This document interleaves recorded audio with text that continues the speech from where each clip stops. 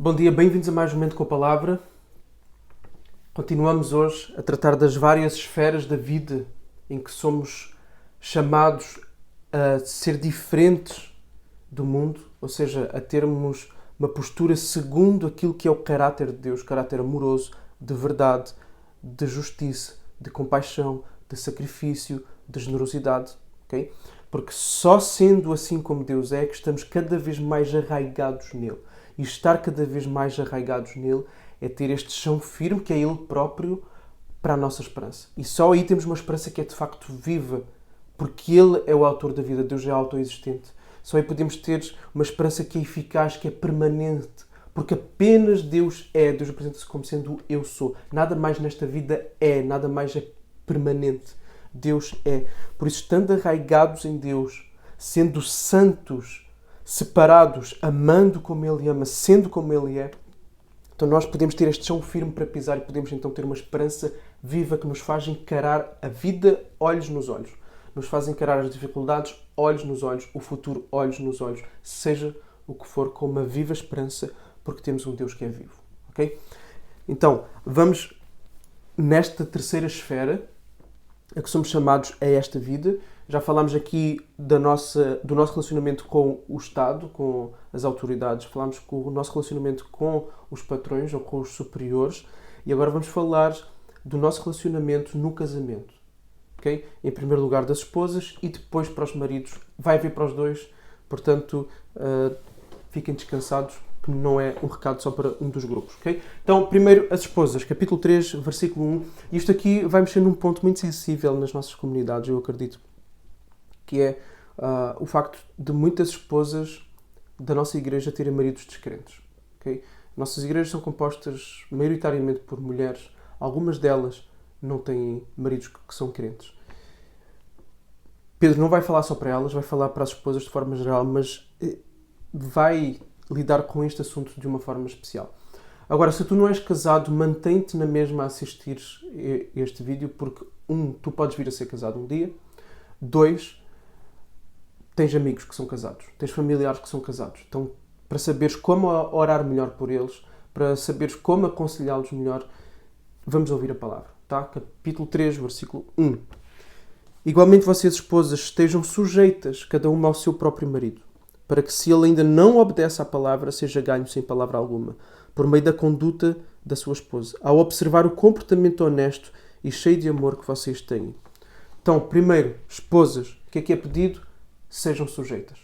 Okay? Sujeitem-se ao vosso marido. E nós vamos ver isso aqui ao longo desta secção, esta ideia da sujeição, do respeito, okay? Do ir atrás da liderança do marido. E nós vemos exatamente este mesmo sentido em relação ao Estado, ao governo, ao rei. Foi o que Pedro tratou primeiro. Vemos isso em relação aos patrões. E agora vamos ver isto das esposas para os maridos.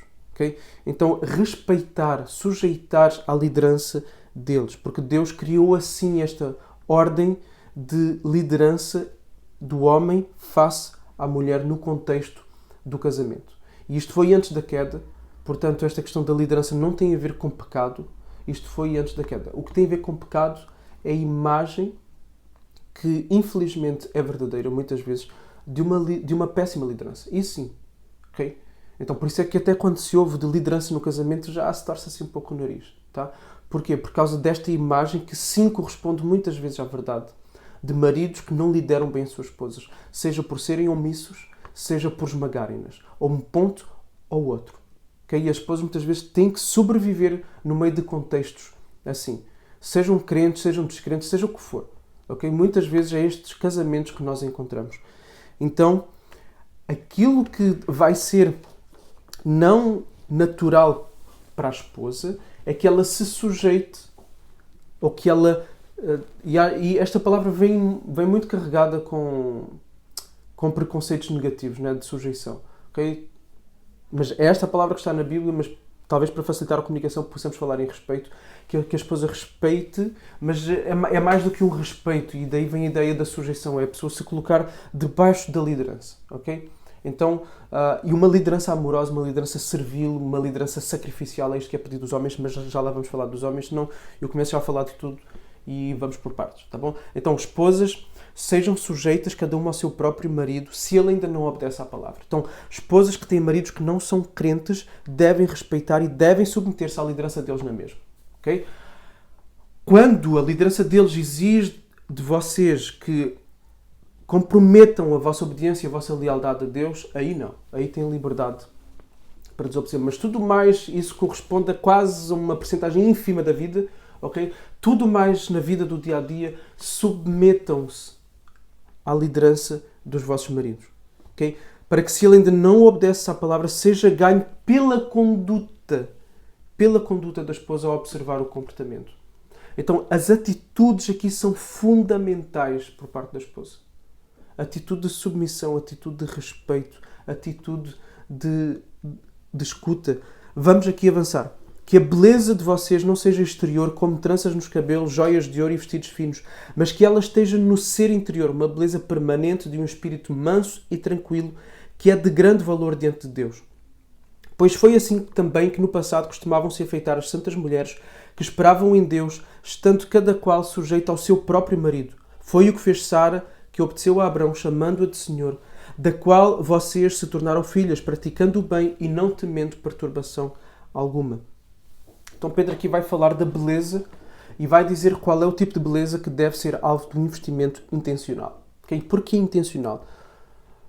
A beleza exterior é importante, é louvada nas Escrituras e deve também ser cuidada. Mas, além de haver algo mais importante, é que a beleza exterior é mais naturalmente cuidada do que a beleza interior. Ou seja, é preciso um esforço maior para cuidar do nosso ser interior e desenvolver qualidades que são contrárias à nossa natureza, à nossa velha natureza, ao nosso egoísmo, aos nossos impulsos, aos nossos instintos. Dá muito mais trabalho, como é óbvio, do que lidar com a beleza exterior.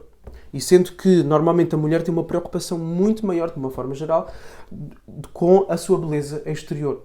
Com os adereços, com o seu corpo físico, com a sua roupa, okay? Com a sua imagem. Existe esta tendência natural da mulher se preocupar com isso. Agora, uma tendência que já não é natural, seja para homem, seja para mulher, tá? Uma coisa que já não é natural é preocupar-se com a beleza interior. Ou seja, com virtudes. E Pedro destaca aqui algumas, eu podia colocar outras, mas ele destaca a mansidão e a tranquilidade. Porquê? Porque estas são áreas que talvez seja mais difícil para as mulheres. Por causa daquilo que aconteceu lá no Éden. Okay? Da queda, da maldição que foi colocada sobre Eva. De que o desejo dela seria para o seu marido. Ou seja, a tendência dela vai ser querer subverter a liderança do marido. Querer assumir a frente. Essa é a tendência. Esse é o instinto. Embora não seja algo natural, embora seja algo cansativo. E muitas vezes as mulheres testemunham isso quando têm que o fazer porque o marido se omite. Torna-se um fardo pesado. Mas a tendência é essa, okay? Subverter a liderança do marido. E aqui então há um chamado para a esposa ser mansa, para ela ser tranquila. E isto não é ser capaz, ok? Tá? Não é para ser pisado, ninguém está aqui a pedir para a mulher ser pisada. Mas está aqui a pedir para respeitar a liderança do marido. Isso é de grande valor diante de Deus. Depois Pedro vai trazer um exemplo. Sara. Sara que chamou o seu marido de Senhor. E Sara deve ser a referência aqui, segundo Pedro, para cada mulher. Para cada mulher crente. Tanto daquelas que são casadas com maridos crentes, quanto que são casadas com maridos descrentes. Com maridos descrentes, tudo fica mais difícil. O casamento com um marido crente já é difícil, com um marido descrente ainda é mais difícil, porque ele não luta para ser este homem segundo o caráter de Deus, que perdoa, que lidera de forma servil, que é sacrificial, que é amoroso, que cuida, ok? Então, ele não é assim. Então, o marido crente luta para ser assim. Muitas vezes não é, mas ele luta para ser assim, se ele é um verdadeiro e um bom crente. O marido descrente não. Embora às vezes possamos nos surpreender e encontrar maridos descrentes com melhores atitudes que maridos crentes. Okay? Mas esse não é o comum, e se há maridos crentes que são piores, algo não está bem na vida deles. Okay? Então, estas são as atitudes que são esperadas das mulheres. Okay? Que sejam mansas, que sejam tranquilas. E aqui tem um exemplo de Sara. Sara seguiu Abrão para todo o lado. Okay? Imaginem o vosso marido chegar e dizer, olha, vais fazer as malas, vamos embora. Para onde é que vamos? Não faço ideia. Deus vai mostrar. Não faço ideia. Estou para lá, espera aí. Como assim? Não faço ideia. Como é que vai ser o trabalho lá? Em que casa é que nós vamos morar? Ok? Então, Sara submeteu-se. Sara soube esperar em Deus e na palavra de Abrão que falava com Deus. Deus lhe disse que eles teriam um filho. E demorou. Só aos 100 anos isso aconteceu. Ok? Então, para Sara, claro que não foi perfeita, e nós vemos isso na Bíblia. Mas Sara chamou, e aqui não é só a questão de verbalizar Abrão como sendo Senhor, mas ela foi uma mulher que soube respeitar, que soube ir atrás da liderança segura, firme do seu marido. E aqui entramos nos maridos, ok? Versículo 7. Maridos, vocês igualmente vivam a vida comum do lar, com discernimento, dando honra à esposa, por ser a parte mais frágil e por ser coerdeira da mesma graça da vida. Agindo assim, as orações de vocês não serão interrompidas. Aqui está muita coisa que se podia falar e que podíamos aprofundar, mas não dá tempo. 1. Maridos, vivam a vida comum do lar. A vida do dia-a-dia do lar, tá? Os maridos têm a tendência a se ausentarem da vida comum do lar, da lida do lar, do lidar com os filhos, do lidar com as situações domésticas, de apoiar aqui ou ali. Sim, o marido é o principal responsável para trazer sustento para casa. Não quer dizer que a mulher não o possa fazer, mas o marido é o principal. E se houver condições, o ideal até seria que a esposa pudesse cuidar dos filhos, cuidar da casa, cuidar de outras situações da igreja, poder se relacionar e acudir, apoiar outras pessoas, não se preocupar em trazer sustento para casa. Okay? Esse seria até o ideal. Agora, os maridos devem se preocupar em viver a vida comum do lar, porque a tendência é eles não se preocuparem com isso. Eles se preocuparem só consigo próprios, muitas vezes, com os seus, ou com o seu trabalho e depois com os seus momentos de lazer, de descanso. Okay? Mas a vida comum do lar, que muitas vezes é chata para os maridos, mas essa é a luta que o marido tem que travar, de se envolver na educação dos filhos, de se envolver no funcionamento da casa, de se envolver na gestão dos recursos, de se envolver na vida emocional da esposa, vida emocional dos filhos, da vida espiritual da esposa, da vida espiritual dos filhos.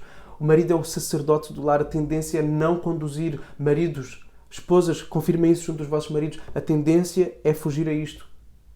Quantas vezes não são as esposas que têm que andar atrás dos maridos para eles fazerem um culto doméstico, para eles orarem, para eles lerem a Bíblia? Quantas vezes não são as esposas que têm que fazer isso? Porque a tendência dos maridos é se afastarem da vida comum do lar. Então devem ir para a vida comum do lar dando honra à esposa, honrá-la. Como é que a honram? Cuidando dela, sendo a parte mais frágil. Cuidar dela emocionalmente, cuidar dela fisicamente, cuidar dela espiritualmente. Muitas mulheres são muito fortes, sim. Porquê? Porque os seus maridos obrigam-nas a elas serem fortes. Por isso muitas vezes temos mulheres que estão cansadas, que estão exaustas, que levam a casa e a família toda às costas. Mas não era para ser assim. Okay? Então, maridos, cuidem das vossas esposas. Cuidem delas. Elas são coerdeiras da graça. Elas não são menos crentes do que vocês. Elas não são menos herdeiras da vida eterna do que vocês. E isto, naquela altura em que Pedro afirma isto é absolutamente vital e revolucionário. Porque a mulher era considerada inferior. E Pedro está aqui a dizer, elas são herdeiras juntamente no mesmo nível do que vocês, maridos. Portanto, cuidem delas. Cuidem delas. Porque se vocês não cuidarem delas, a vossa vida espiritual não vai para a frente. As vossas orações não vão ser ouvidas. As vossas orações são interrompidas, ou seja, é uma hipocrisia, é uma fachada vocês orarem. Portanto, Deus não quer nem saber. Porque se vocês não cuidam, não amam, não pastoreiam as vossas esposas, se vocês não as tratam com dignidade, se vocês não as servem com sacrifício, com generosidade, vocês não podem dizer que têm um Deus que vocês servem, que amam e querem honrar também. É hipocrisia. Portanto, cuidem. Se não querem que a vossa vida espiritual não seja arruinada, cuidem das vossas esposas. Nós temos aqui, falámos já de várias coisas bastante importantes. Tem que haver intencionalidade, mais uma vez. E este vai ser o meu refrão sempre. Tem que haver intencionalidade. Procurar saber onde é que podemos melhorar. Anota. Procura perceber onde é que tu, como esposo, onde é que tu, como marido, precisas, à luz do que ouvimos aqui, mudar, tornar-te mais como Deus, para que tu possas viver uma vida com maior esperança. Porque a tua esperança é diretamente proporcional à forma como tu vives o teu casamento. Deus te abençoe. Até amanhã.